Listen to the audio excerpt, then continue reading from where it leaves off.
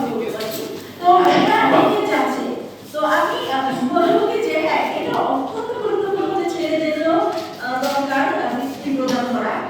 কিন্তু যদি আমাদের বাধ্যতামূলক শিক্ষা আইন রয়েছে সেটা যদি সঠিক প্রয়োগ হতো তাহলে আসলে বৃত্তি প্রদানেরও দরকার হতো না। কারণ বাবা মা বাধ্যই থাকতো যে ছেলে মেয়েদেরকে একটা নির্দিষ্ট সময়ের বয়স পর্যন্ত তাদের পড়াশোনার সাথে সম্পৃক্ত থাকতেই হবে, না হয় তাদের বিরুদ্ধে আইন প্রয়োগ করা হবে।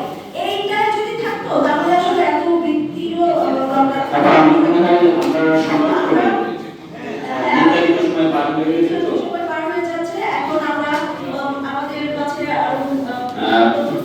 আমি একটু বলি আমাদের আজাদ ভাই কথা বলবেন। আজাদ ভাই সাংবাদিকদের নেতা, আমাদের রিপোর্টারদের সবচেয়ে বড় সংগঠন ঢাকা রিপোর্টার্স ইউনিটি। ইতিমধ্যেই আমরা জাতীয় প্রধান অতিথি হিসাবে আশা করছিলাম আমাদের অনেক সাংবাদিক তৈরি তিনি কারিগর, আমাদের সাংবাদিকদের শিক্ষক মোস্তফা কামাল মজুমদার, দীর্ঘদিন নির্দেশন পত্রিকার সম্পাদনার দায়িত্ব পালন করেছেন। দেশে বিদেশে বিভিন্ন মিডিয়াতে কাজ করার তার অভিজ্ঞতা রয়েছে।